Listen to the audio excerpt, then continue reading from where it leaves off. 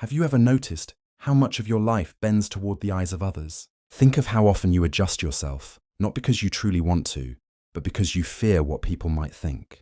You walk into a room and your posture changes. You share an idea and then immediately second-guess it if the faces around you don't light up with approval. You measure your worth by their nods, their likes, their small signs of validation. But beneath all this effort, something gnaws at you. No matter how much you adjust, no matter how carefully you play the role, approval slips away like water through your fingers. You cannot hold it. Today they cheer you, tomorrow they forget you. Today you meet their standards, tomorrow the standards change. And in this endless chase, you lose the one thing that matters most: yourself. Friedrich Nietzsche, the philosopher who declared that we must become who we are, saw this problem clearly. He believed that most people live not as individuals, but as members of what he called the herd. The herd is safe, familiar, comforting. It tells you how to act, what to value, and who to be, and in return, it gives you a sense of belonging. But there is a price. When you live only for approval, when you bend yourself to fit into the herd, you give up your own voice. You exchange your inner freedom for the shallow comfort of being liked. And Nietzsche asks us, is that truly living? Or is it merely existing in someone else's shadow? He would tell you that the need for approval is a form of slavery.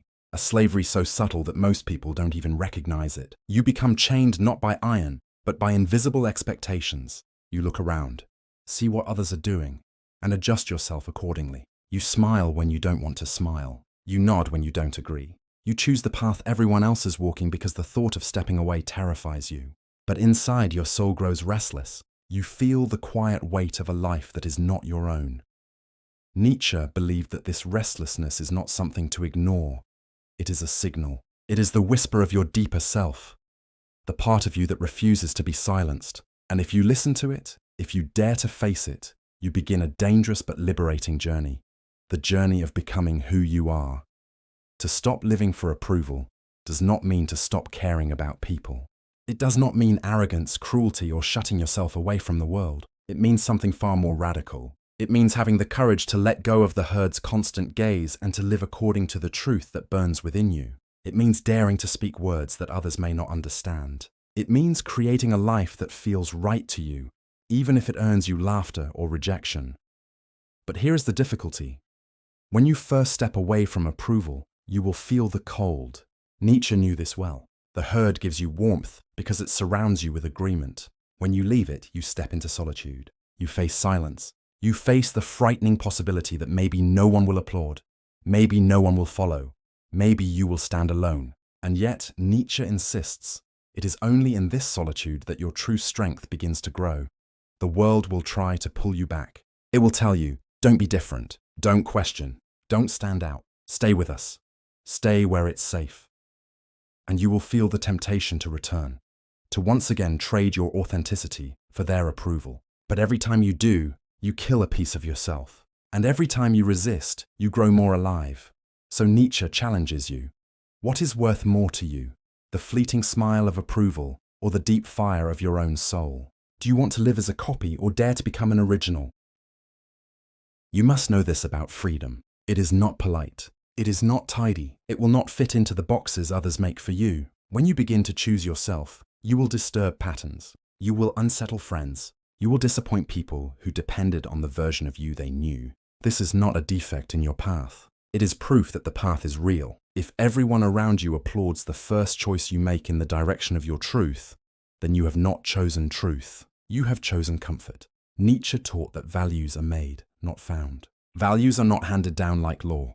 They are forged by living people who decide in the silence of their own conscience what is to be loved, what is to be pursued, what is worth suffering for. When you live for approval, you take other people's values and hang them on your own shoulders. You walk beneath a weight that was never yours to carry. Imagine for a moment if you set those weights down. Imagine what decisions would look like if they were driven by what your life actually calls for rather than by what other people expect. The change is not sudden, it is slow, but it is decisive.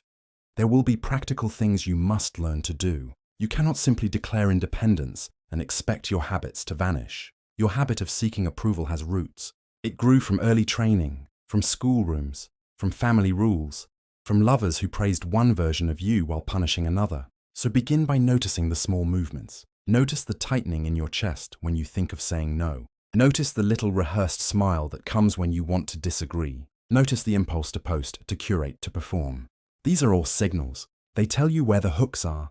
Once you can see the hooks, you can start to unhook yourself. Do this in small experiments. Practice saying no in small things. Wear the shirt you secretly like, even if it does not fit the current trend. Share a thought that risks disagreement in a safe setting. Let a minor plan go without fixing it to please someone else. These are not radical acts in themselves, but they are rehearsal. They train you to hear your own voice in a room full of other voices. And most of all, practice solitude. Nietzsche believed solitude was not punishment. It is training ground. In solitude, you hear your desires without the chorus of approval drowning them. Solitude allows you to test your nervous system. Will you wither when applause is gone, or will something steadier take its place? The first times you step into real solitude, it will feel like an empty house. It will echo with the voices you once used to fill it. Stay in the house, sweep it, learn its rooms. Over time, the echo becomes a depth. Depth is where values take on weight. Depth is where you stop living by the surface reactions of others and begin to live by the gravitational pull of your own center. Do not mistake this for rejection of community. Nietzsche did not call for isolated heroism in the cheap sense. He wanted communities of people who had the courage to be themselves and then chose to come together. Imagine a table where each person brings their own fire rather than a single borrowed flame. The light is stronger. Conversation is real. Respect grows not from safety and sameness, but from the recognition of independent strength. Those are the relationships that last. Those are the friendships that sustain a life of integrity. You will also need to redesign the story you tell yourself about failure. When you live for approval, failure becomes public humiliation. It is a scoreboard of worth. Nietzsche offers a dangerous reframe. He says failure is evidence of trying. It is proof you stepped into the arena. Better to fail at your own experiment than to succeed at someone else's imitation of you. The great irony is this: the people who achieve lasting praise are rarely those who first sought praise. They were people who pursued something that mattered to them so relentlessly that the world eventually had to notice. If praise comes, let it be a byproduct. If it is the main goal, you will bend yourself into brittle shapes. We must speak of suffering. Nietzsche did not romanticize pain. He saw suffering as necessary. But necessity does not equal desire. Pain is not sought for its own sake. It is the consequence of change. When you say no to inherited values, when you say yes to an inner axis, you will lose parts of the social map you used to navigate by. People will misunderstand you. They will call you selfish, arrogant, careless. This is part of the price. It is not proof you were wrong. It is proof you were different. There is a practice Nietzsche would approve. He called it self-overcoming. It is a daily laboratory in which you test your limits, find your edges, and then step beyond them. Overcome one habit at a time. Overcome a comfort that keeps you small. Overcome a fear that has the shape of someone else's voice. This is how strength accumulates, not through consumption of comfort, but through the disciplined consent to work on yourself. The will to power is not domination of others. It is the courage to expand yourself, to extend your capacities, to become more alive in the face of resistance. Another idea you may find helpful is to imagine your life as a work of art. This is not metaphoric play. It is a practical orientation. When you live for approval, others design the aesthetics of your life. When you live for yourself, you become the artist. Artists choose their materials. They accept that not every viewer will understand. They accept criticism, and yet they continue to create. The artist does not lower the canvas because some will not like the colors. The artist adjusts, learns, refines, but remains directed by the inner composition. Think of choices as brushstrokes, not as edits for public consumption. There is one last thought worth keeping close. Nietzsche proposed a test he called the eternal recurrence. Imagine that you must live this exact life again and again for eternity. Would you accept it? This is a brutal question, but it helps you weigh decisions by a deeper value. Are you living in a way you can affirm without the applause, without the later edits, without the external validations? If the answer is no, you have work to do. If the answer is yes, you are on a road of internal congruence. If you are hearing this and you feel the old hunger for the crowd tighten in your chest, breathe. You can change the shape of your hunger. Practice seeking your own nod first. Ask yourself at the end of the day what you did that honored you. Keep a small ledger of acts that were chosen from inside and not from the need to be liked. Over months, this ledger grows. It becomes proof. It becomes evidence that you can exist without constant applause. Finally, know this. Choosing yourself is not an act of ego. It is the recovery of a grounding that makes generosity possible. When you no longer need constant approval, you do not become cold. You become available. You are free to love without calculation. You are free to help without counting the returns. You are free to listen without needing to be seen. This is the paradox of authenticity. The more real your center becomes, the more you have to give. If you are ready to start, begin with a small sentence you can say to yourself every morning. Say it quietly. Say it even if your heart trembles. Say it until it becomes plain. I choose myself. When you post it there, in the comment below, you are no longer whispering alone. You are creating a small rebellion against a world that demands conformity. Rebellion is not violence here, it is recovery. It is the patient, stubborn work of becoming. We will not make the herd happy. We will not always be forgiven for choosing a different rhythm, but we will be alive. And at the end of your life, you will not be asked how many people approved. You will be asked if you were faithful to the truth you carried. Let that be the question you answer in the affirmative. I choose myself. Now let us bring some of Nietzsche's hardest ideas down to a level you can use. He spoke of the will to power. People hear that and imagine domination or cruelty. That is a mistake. For Nietzsche, the will to power is first of all the inner drive to grow, to create, to make yourself more than you were yesterday. It is the energy you use to shape your life instead of letting others shape it for you. When you live for approval, you spend your power outward trying to control how others see you. When you live from within, you use that power to change your own limits, to practice, to refine, to build a life that you could honestly recommend to yourself. So start small with your will to power. Pick one real project that matters to you, not something that will make you look good. It might be learning a skill, finishing a piece of writing, rebuilding your body a little bit at a time. Put time and stubbornness there. Let your days be the proof that you chose a life for yourself. The satisfaction you get from this is different from approval because it is not dependent on applause. It is the quiet satisfaction of competence and of bearing your own weight. There is another idea Nietzsche offers that will change the way you feel about struggle. He called it amor fati, love of fate. It sounds dramatic, but it is simple. Amor fati is the practice of saying yes to your life as it unfolds, even to the parts that hurt. Not because you must accept injustice or cruelty without action, but because you refuse to waste your energy on pretending the past did not shape you. If shame, mistakes, or losses are part of your story, then learn to use them. Turn them into raw material. When you stop living for approval, you stop trying to hide the messy parts of yourself. You transform them. You turn fault into lesson, break into fuel. That is not denial. That is alchemy. You also need to develop fierce clarity about boundaries. Approval seekers often have porous edges. People ask too much and you give, because it is easier than the argument. To stop living for approval, you must learn the quiet skill of refusal. Refusal is not cruelty. It is respect for your own time and attention. Practice refusing without apology. Practice it kindly but firmly. Over time, refusal trains other people to treat you differently. And more importantly, it trains you to trust your own limits. There will be social cost. Some relationships will loosen. Some invitations will stop coming. That is part of the pruning. Imagine a tree that keeps every dead branch, so people will not notice the pruning. The tree will never flourish. You must remove what eats your light. Those who stay will be there because they want the real you, not a version designed for applause. Those relationships are rare and precious. They are worth the temporary loneliness. Let us speak plainly about social media.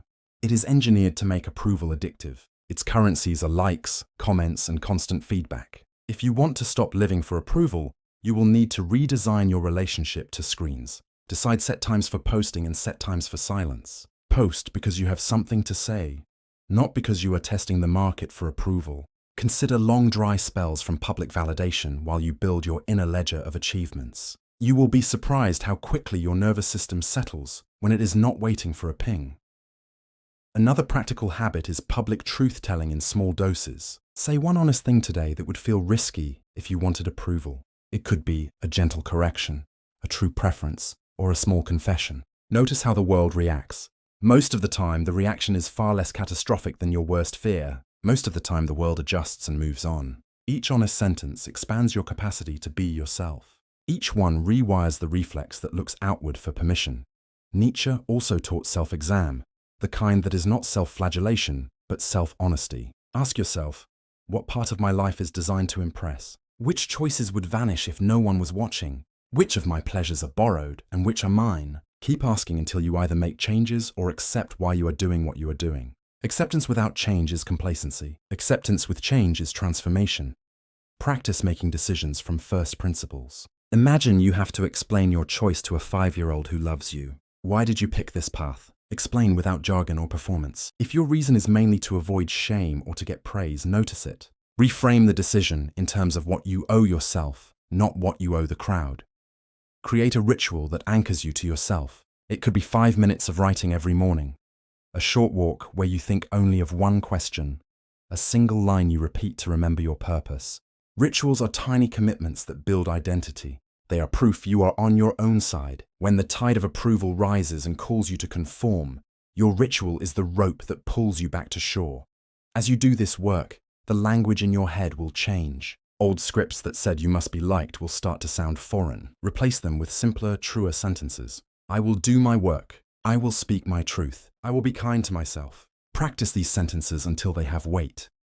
Now, a word about courage. Courage is not the absence of fear. It is action taken despite fear.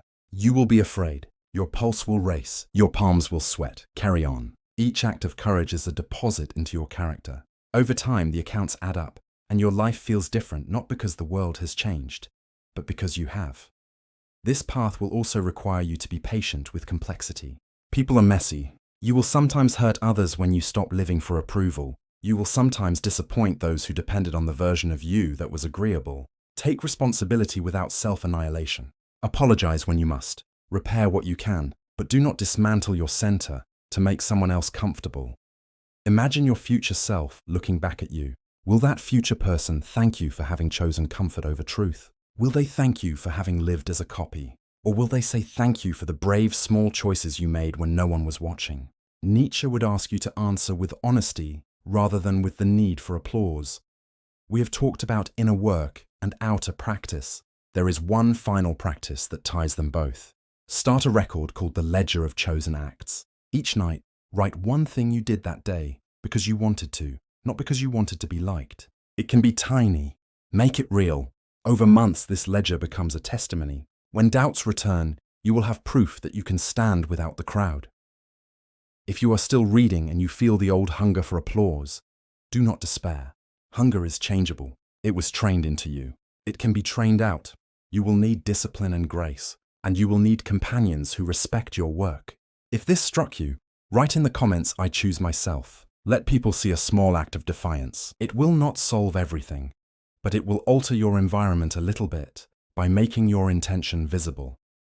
Remember Nietzsche's fiercest line. He did not ask you to be cruel. He asked you to see clearly. He asked you to make your life an artwork. Stand before your unfinished canvas. Choose the colors that fit your interior. Some will call them ugly. Some will call them brave. Their names are not the point. The painting is yours. Paint it. When you live this way, the approval you once chased becomes incidental. Sometimes it will come. Sometimes it will not. You will learn to let it be what it is, a passing echo, not the architecture of your life. Your life will begin to answer to you first. When you are ready, we will go deeper. We will explore how Nietzsche's idea of the overman can be translated into everyday acts, not mythic leaps. For now, take a small step. Refuse one request that drains you. Say one honest sentence. Write one line in your ledger. Then breathe and return to the work. I choose myself. Now let us go further into Nietzsche's toughest lessons and make them usable in daily life. His idea of the overman is often misunderstood as some distant mythic figure. In practice, it is a direction, not a destination. It is the invitation to constantly remake yourself, to refuse stagnation, to accept the responsibility of shaping your character. Think of it as a habit of becoming, a series of small fidelity tests where you choose harder goods over easy comforts. Each challenge you accept, each petty desire you decline for a larger aim, moves you toward a life that answers to your own standards, rather than the applause of others. Consider your schedule as a moral text. Where you spend your time reveals what you truly honor. If your days are mostly spent polishing your image, then your life will say you value appearance. If your days are spent creating, learning, and forming deep relationships, then your life will say you value growth. Reorder your calendar to reflect the life you want to claim. Guard your mornings. Reserve your evenings for reflection. Small structural changes have outsized effects on how hungry you feel for external approval. The container you place around your life determines what grows inside it. Next, learn to translate criticism. When someone criticizes you, it can either be a mirror or a weapon. If it is a mirror, use it to see what you can learn. If it is a weapon, let it fall. You will learn which criticisms are useful and which are disguised attempts to control you. Your power lies in choosing which voice you allow to shape your decisions. Over time, you will develop a sort of radar. You will sense which feedback surfaces from care and which from the herd's anxiety. Respond accordingly. Find mentors who embody autonomy, not the people who simply applaud whatever you do, but those who challenge you, who make you uncomfortable in ways that lead to growth. These companions will not rescue you from loneliness, but they will show you the route through it. They will teach you how to hold your center and how to pursue interests that matter without apology. A good mentor is someone who helps you sharpen your standards, not someone who hands you theirs. Practice generosity from a centered place. When you are no longer driven by the need for approval, generosity becomes a pure act. You give because giving aligns with your values, not because you expect praise. Try giving anonymously for a period. Notice how your internal world shifts when your actions are not tied to recognition. You will find a kind of pleasure that is quieter and more sustaining than applause. It is the pleasure of integrity. Now consider narratives you inherit from culture. Much of the pressure to be liked is reinforced by myths about success, love, and worth. Survey the cultural scripts you obey implicitly. Are they reasonable?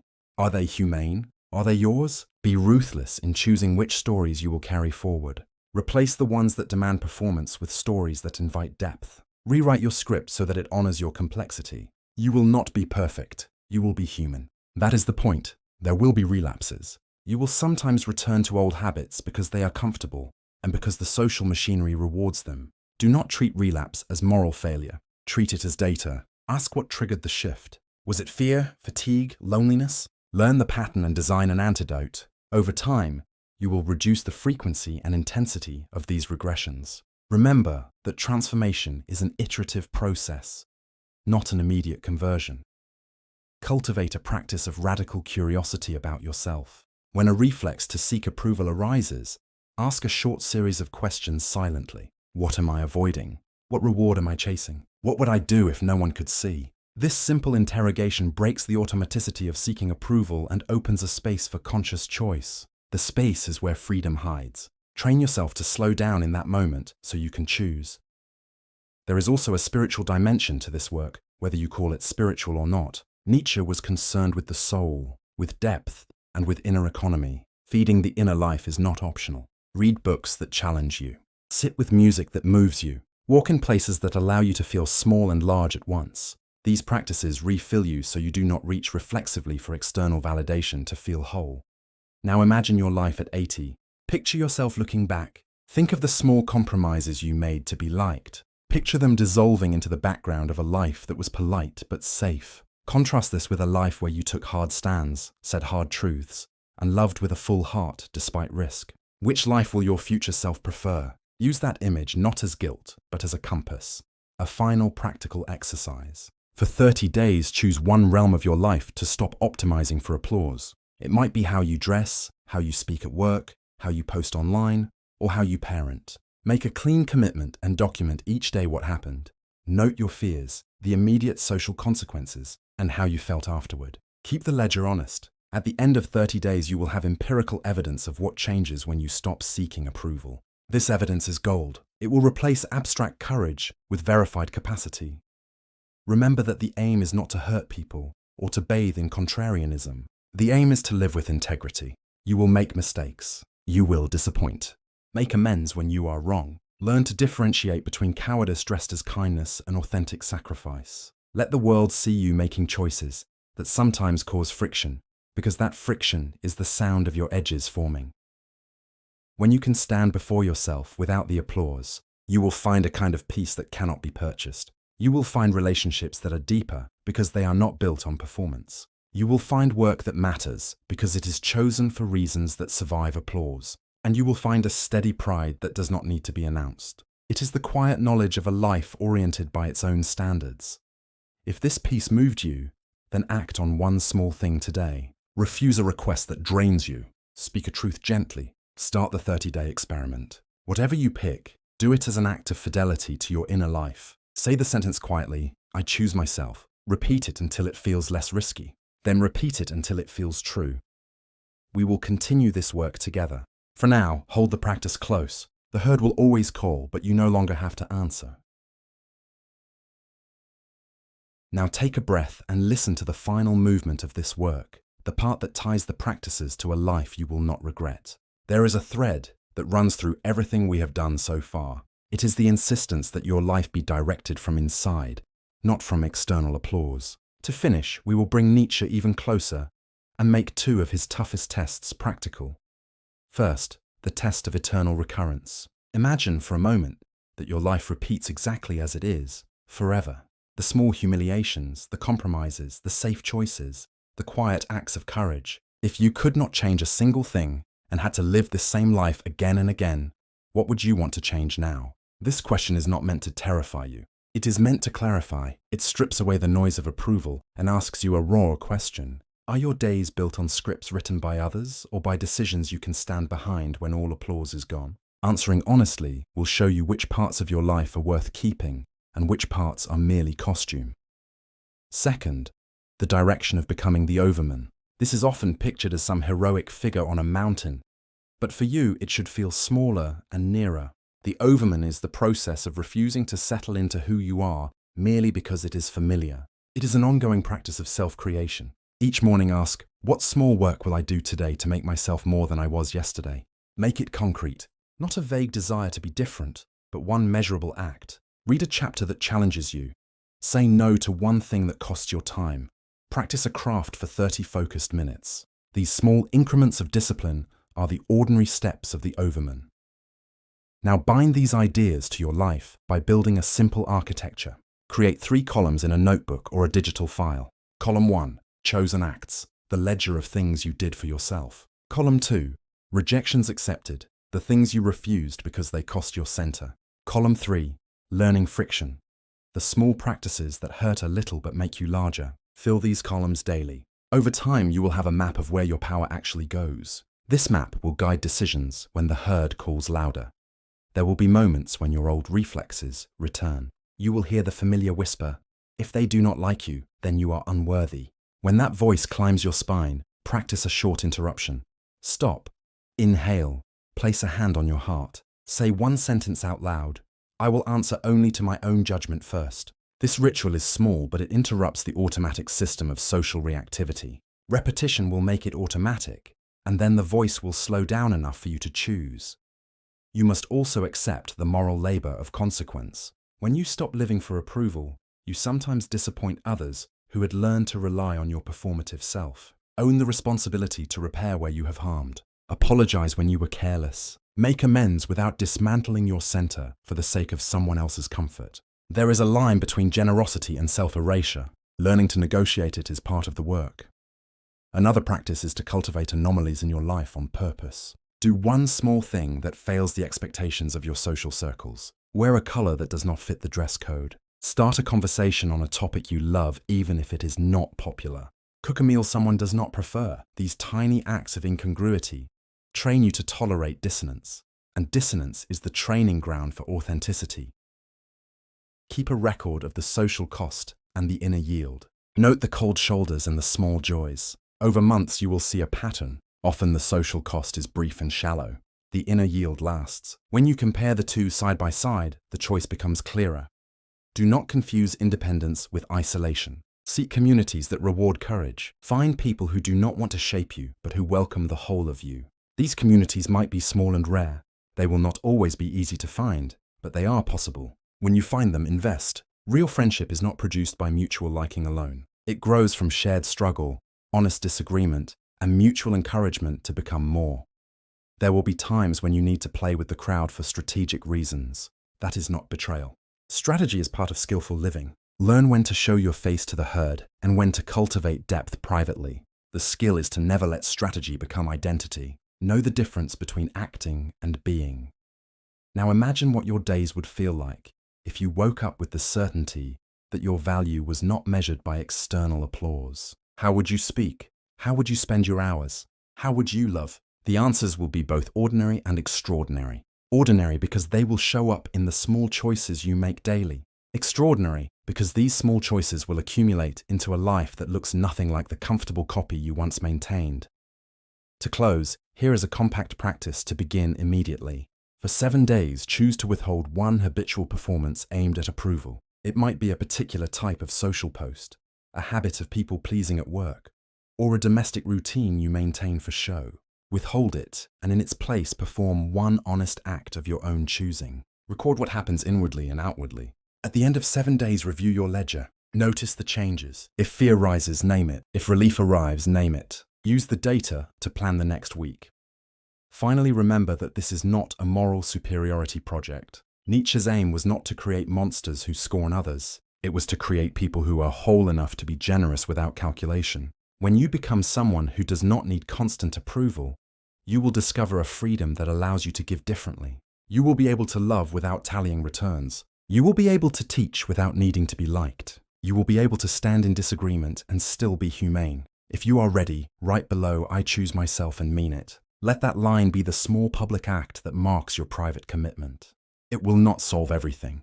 It will begin something. Keep the ledger. Keep the practices. Keep returning to the questions of eternal recurrence and the daily work of becoming. Over time, the applause will become background noise, and your life will answer to a truer audience, the one within. I choose myself.